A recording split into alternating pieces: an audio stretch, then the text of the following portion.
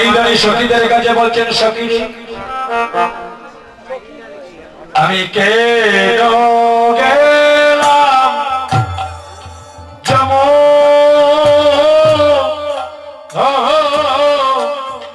যমুনারি জনে ললিতা আর্জন হয়েছেন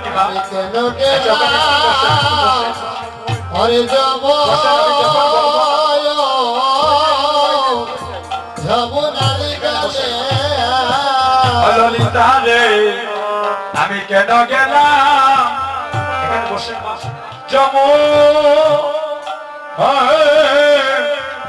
যমুনারি জনে আমি কেন গেলাম হরে যাব যমুনারি জলে সেটাই অন্তর তু একটা পাতিয়া আরে রূপের পাত ওরে রন্দরতি হরে পাতিয়া রূপের পাত আরে ব্যাজ চলে কদম্বে বেরমূলে আরে ব্যাজ চলে খোদ মেরো মূলে সক্রিয় সে পাদে পাতিয়া বসিয়াছিল বয়সে পাদে পাতিয়া বসিয়াছিল আমিও বলার প্রাণ বদিবার লাগিয়া সে পাদে পাতিয়া বসিয়াছিল আমিও ভোলার প্রাণ ভদিবার লাগি বসে পাদে পাতিয়া বসিয়াছিল আজ মরম সখীদের কাছে মনের আস্তে আস্তে মা এখন কিন্তু গভীর আলোচনা আছে, তত্ত্ব কথা, কেউ কথা বলবেন না। আমরা একটা পদ বলবো আর ওই পদের ব্যাখ্যা করার চেষ্টা করব। আজ রাধারানী সখীদের কাছে তার মনের কথাগুলা প্রকাশ করতেছে, বলছেন আমি কেন যমুনার জলে গেলাম, সেটাই নন্দেরও দুলারও চাঁদ একটা পাতিয়া রূপের পাপ আর ব্যাধ চলে কদম্বের মূলে দেখলাম সে পাতিয়া বসে আছে বলার প্রাণ বদিবার লাগিয়া। যেমন একটা শিকারী দেখবেন গাছের মধ্যে যদি একটা পাখি দেখে মা এক দৃষ্টিতে তাকে সই করে গুলি মারে না, তাই রাজারানী বলছেন ওইভাবে সে ফাঁদ পেতে বসে আছে, আমি অবলার প্রাণ বদিবার লাগি। এসো কি দণ্ডে দিয়া হাস্য সুদাচার আর অঙ্গ জটায় আকাশ আর হাকি পাতি তাহাতে পড়িল মন দিকে হেন কালে পড়িল রূপের জানে আমার সুন্দর দেহ পিঞ্জর করিল ললিতা রে ললিতা আমি মনে হয় আর বেশি প্রাণী বাঁচব না।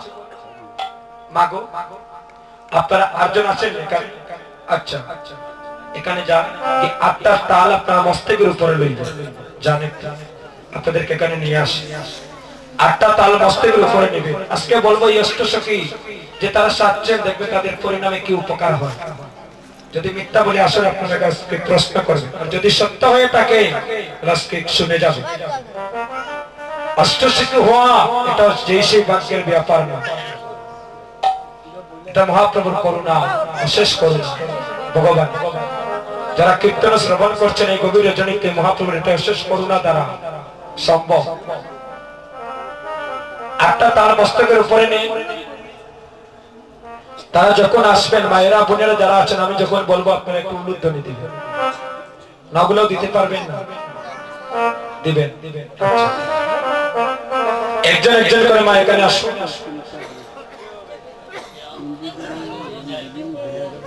ললিতা আমি প্রাণে বুঝিয়া বাঁচে বলা রে মায়েরা উলুধ্বনি হরিবোল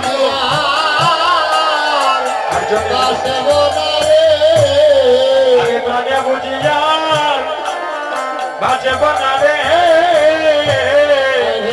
ওই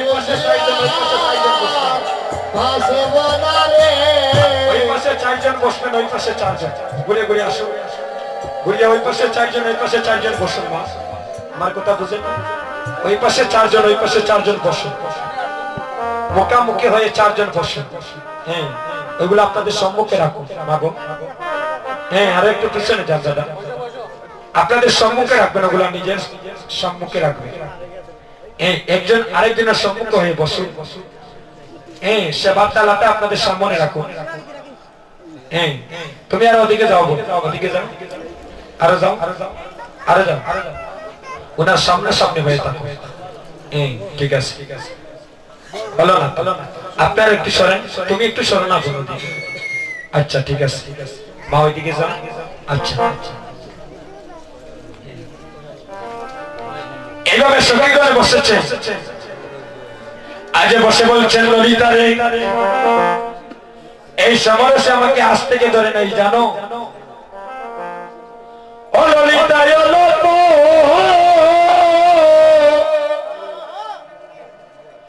বয়সে মন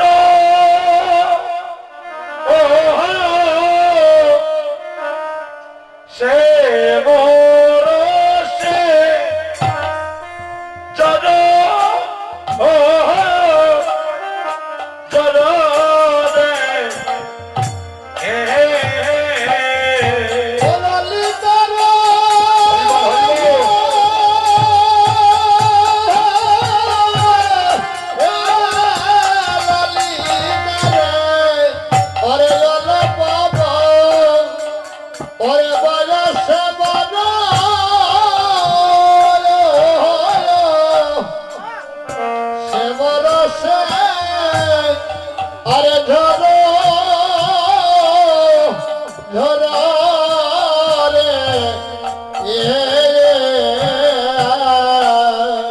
আমার না জানি কি হবে পরি না নামে গো আমার না জানি কি হবে হরি না নামে গো সকিরে পরিণামের গতি আমি জানি না,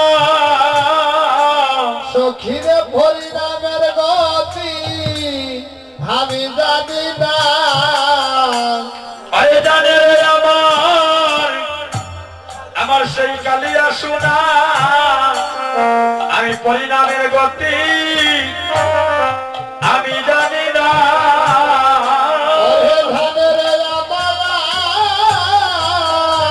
খালিয়া শোনা হরি নামের গতি হরে আমি জানি না। হরি না জানি কি হবে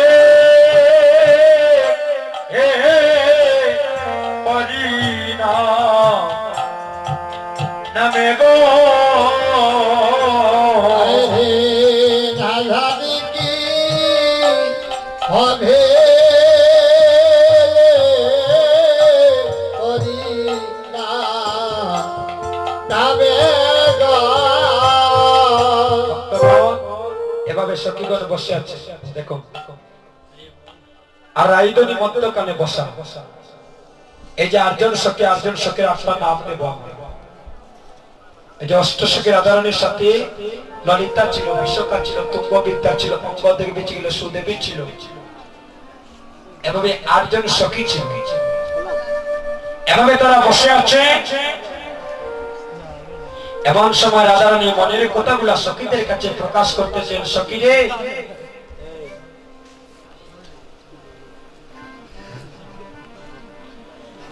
এই সমাবেশে আমাকে আজ থেকে ধরে নাই, শিশুকাল থেকে যখন আমার অল্প বয়স, ওই বয়স থেকে আমাকে সেমরসে জড়ো জড়ো করছে। কিন্তু জানিস সখী, আমি যদি নয়নে মুদে থাকি, অন্তরে গোবিন্দ দেখি, আমি নয়ন মুদিলে দেখি সে, আমি নয়ন মুদিলেও দেখি, আমি নয়ন মেলিলেও দেখি এটা একটু ছুটে গেছে আমারও ঘুমাইলে স্বপ্নে দেখি না এবার একটু আলোচনা করবো শুনবেন ভালো করে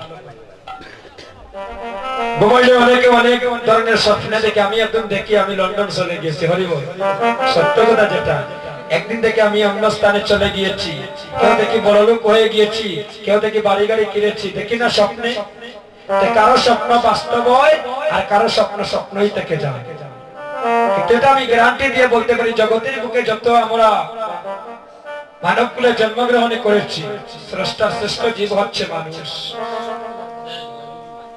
আগে জানতে হবে মানুষ হতে হবে শাস্ত্রে বলেন শুধু মানুষ কুলে জন্ম নিলে মানুষ বলি কয় না তারে মানুষ কয়জন হইতে পারে মানুষ পশু যায় গোছে না তার স্বভাব কর্ময় অনুসারে একটি মানুষ এসেছিল নদিয়া শান্তিপুরে আর সেই মানুষের গুণের তরে কত মানুষ যায় উদ্ধার হয়ে আমি শুধু মানুষের দেহ ধারণ করলে আমি মানুষ হইলাম যদি আমার দেহের মধ্যে যদি আচার বিচার শুদ্ধ ভক্তিগুলা না থাকে খালি সুন্দর চেহারা হলে আর রূপগুণ হলে বললেন তুমি মানুষ নয় তোমার মনুষ্যত্ব বোধ থাকতে হবে তাই বললেন একটা মানুষ যদি ওই গিলাচড়া গ্রামে শুদ্ধ কৃষ্ণ ভক্ত সন্তান জন্ম নেয় এই গ্রামের সুনাম সে বিশ্বের বুকে ছড়িয়ে দিতে পারে একটা সন্তান দুইটা নয় একটা হলেই যথেষ্ট এই গ্রামে আরেকটা যদি অকৃষ্ণ ভক্ত সন্তানের জন্ম হয় শাস্ত্রে বলেন ওই গ্রামের সুনামটা সে মাটির সাথে মিশাইয়া দিতে পারে হইব দেখবেন কোন মানুষ মারা গেলে মানুষ বলে ওই মানুষটা মারা গেছে বড় ভালো হয়েছে আর কোন জন বলে অমুক বাবু মারা গিয়েছেন উনি থাকলে আরো কয়েকটা দিন আমাদের সমাজের মঙ্গল হতে আছে এই বক্তব্য আজ রাধারানী তার মনের কথাগুলো প্রকাশ করতেছেন সখীদের কাছে বলছেন আমি যদি নয়নের মধ্যে থাকি আমি অন্তরে গোবিন্দ দেখি এখানে তো আমরা যারা আছে আমি গ্যারান্টি দিয়ে বলতে পারবো আমরা কয়জন পরিণামের কথা চিন্তা করি কিন্তু রাধারানী পরিণামের কথা চিন্তা করছে দেখবেন কৃষ্ণ কথা শুনতে ওঠে লাটেনি শুরু হয়ে যাবে এই কৃষ্ণ প্রেমের অনুরাগ সৃষ্টি করতে হলে কামনা বাসনা জেগে যায়